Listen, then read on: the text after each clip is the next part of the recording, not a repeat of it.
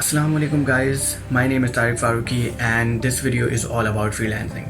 So जैसे कि आपको मालूम है कि आजकल कोविड-19 की वजह से पूरी दुनिया के अंदर लॉकडाउन चल रहा है.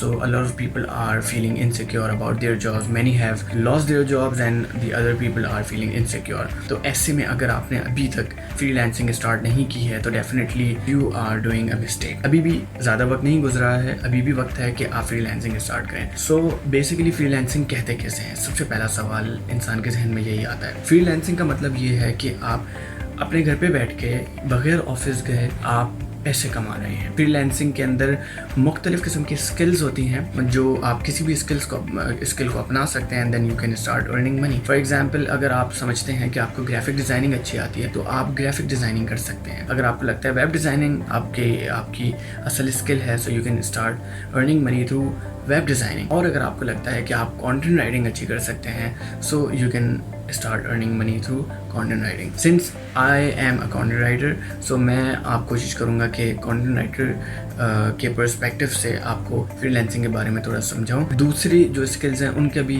जो मोड ऑफ वर्किंग होगा वो सेम होगा, सिर्फ बस स्किल डिफरेंट है. तो फ्रीलांसिंग के अंदर अगर आप देखें तो आपको 3 इंपॉर्टेंट वेबसाइट्स मिल जाती हैं. पहली वेबसाइट है फाइवर, सेकेंड वेबसाइट है Upwork and the third website is freelancer.com. तो आज हम बात करेंगे freelancer.com के बारे में. freelancer.com मैं इस वजह से ज़्यादा चूज़ कर रहा हूँ क्योंकि freelancer.com के ऊपर अकाउंट बनाना बहुत ज़्यादा आसान है. अगर आप अपवर्क देखें तो it is really difficult to make account. Firstly you will have to put a lot of information on Upwork and then secondly Upwork has its own scrutiny system. Once you are done with your profile, then your profile is submitted and it has gone to get through the scrutiny system of Upwork. और वो scrutiny system काफ़ी ज़्यादा strict भी है, so it's really difficult. There is a trick to get your account approved by Upwork, otherwise it is next to impossible to get it approved. तो और दूसरी चीज़ भी ये भी है कि Upwork के ऊपर competition भी बहुत ज़्यादा है और जो beginner होता है उसके लिए काफ़ी ज़्यादा मुश्किल होता है कि वो कोई project हासिल करे. इसलिए मैं आपको freelancer.com की तरफ लेकर आना चाह रहा हूँ क्योंकि freelancer.com के ऊपर कंपटीशन तो है, लेकिन मैंने देखा है बहुत सारे बिगनर्स को देखा है कि उन्होंने freelancer.com से स्टार्ट की और उनको अच्छे खासे प्रोजेक्ट्स भी मिलना शुरू हो. यू नो बट ज़रूरी चीज़ समझने की बात यह है कि फ्रीलांसिंग के अंदर असल चीज़ ये होती है कि आपको आपका पहला प्रोजेक्ट कब मिलता है. एक दफ़ा आपको आपका प्रोजेक्ट मिल जाए और you know then you start working and then you get into flow. So the first thing, very important thing is to get first few projects. ठीक है, तो सबसे पहले the first thing is to make your account on freelancer.com. It's quite easy, there is no scrutiny procedure. You just have to put basic information about yourself, थोड़ा सा description डाल दीजिए, थोड़ी सी स्किल्स डाल दीजिए, थोड़े से कीवर्ड्स को सिलेक्ट कर लीजिए and then you done with the profile. बहुत आसान है, आप करेंगे तो आपको खुद समझ में आ जाएगा एंड फिर उसी वक्त आप इस काबिल होंगे कि आप फ्रीलांसिंग अपनी स्टार्ट कर सकें. सो आपने अपना अकाउंट बना लिया. अब अकाउंट बनाने के बाद आपने करना ये है कि आपने डैशबोर्ड में जाना है जो कि freelancer.com के ऊपर आता है. डैशबोर्ड में जाके आप प्रोजेक्ट्स ढूंढना शुरू करेंगे. freelancer.com पे पूरी दुनिया से लोग आते हैं जो कि अपने अपने प्रोजेक्ट्स उसमें पोस्ट करते हैं और वो ढूंढते हैं किसी अच्छे फ्रीलांसर को. You will not be alone, there will be a lot of freelancers who will be bidding at the same time, who will be trying to get the project आपके साथ में. तो you will have to get into this competition. अब for example मैं आपको example इसकी देता हूँ कि एक क्लाइंट आया और उसने प्रोजेक्ट दिया, एक उसको आर्टिकल लिखवाना है and the budget of this client is let's say $50 is the budget. Actually freelancer.com पे रेंज बताई जाती है. His budget is $50 to $70. ठीक है, अब जैसे ही उसने प्रोजेक्ट पोस्ट किया, first thing that you will have to do is to be vigilant.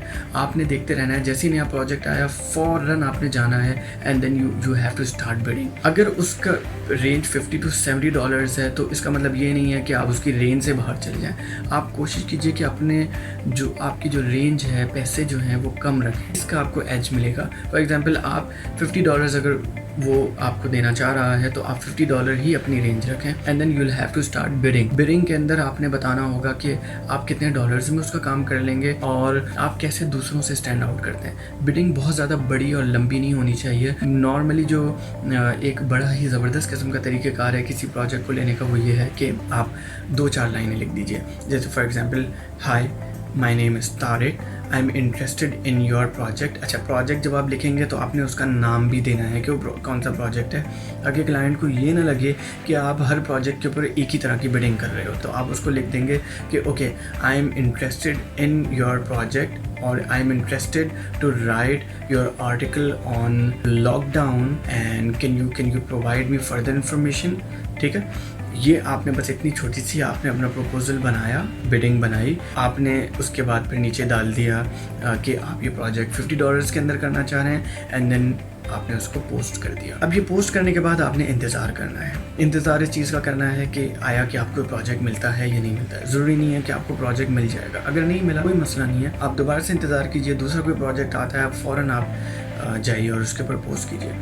कुछ चीज़ें हैं जो कि इम्पॉर्टेंट हैं प्रोजेक्ट हासिल करने के हवाले से, जिससे हम टिप्स कह सकते हैं। Firstly, timing is really important. आपने टाइम का ख्याल रखना है। देखिए, ये जो ज़्यादातर जो प्रोजेक्ट्स होते हैं, अगर आप टाइम को नोट करेंगे तो ये रात में आना शुरू करते हैं, क्योंकि ये प्रोजेक्ट्स USA, कनाडा, यूरोप की तरफ से आ रहे होते हैं। तो जब वहाँ सुबह होती है तो हमारे पास रात हो रही होती है। It is better that you start bidding, you start searching for a job from 11 और 10 PM and then onwards it will go to it can go up to 4 AM as well. यहाँ तक मतलब वो जा सकता है। तो टाइमिंग का आपने खास ख्याल रखना है। दूसरी चीज़ जो बहुत ज़्यादा इम्पॉर्टेंट है वो ये है कि आपने बहुत ज़्यादा विजिलेंट रहना है, आपने बहुत ज़्यादा एक्टिव रहना है। जैसे it's all about timing as well, it's all about competition. आपके साथ में पूरी दुनिया से लोग बैठे हुए हैं जो कि उस कंपटीशन में हिस्सा ले रहे हैं। आपने करना ये है कि आपने जल्द से जल्द अपनी बिडिंग करनी है, ताकि आपसे पहले कोई और ना आ सके।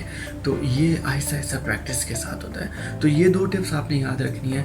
और मैं आपसे ये कहूँगा कि बहुत सारे लोग हैं जो कि फ्रीलांसिंग की तरफ आते हैं and then they start doing bidding एंड उसके बाद फिर ऐसा होता है कि कुछ 1 या 2 दिन बिडिंग करने के बाद जब उनको प्रोजेक्ट नहीं मिलता तो वो हिम्मत हार जाते हैं, दे क्विट। ऐसा नहीं होना चाहिए। फ्रीलांसिंग एक सब्र तलब काम है, लेकिन एक दफ़ा याद रखिए कि अगर आपकी गाड़ी चल गई तो फिर आपको कोई नहीं रोक सकेगा कामयाब होने से। और the best thing about freelancing is that it doesn't have any limit. आप जितना चाहे पैसा कमा सकते हैं, जो कुछ चाहे आप कर सकते हैं। तो मेरे ख्याल में सोचना नहीं चाहिए, बल्कि इस अपॉर्चुनिटी से फ़ायदा उठाना चाहिए।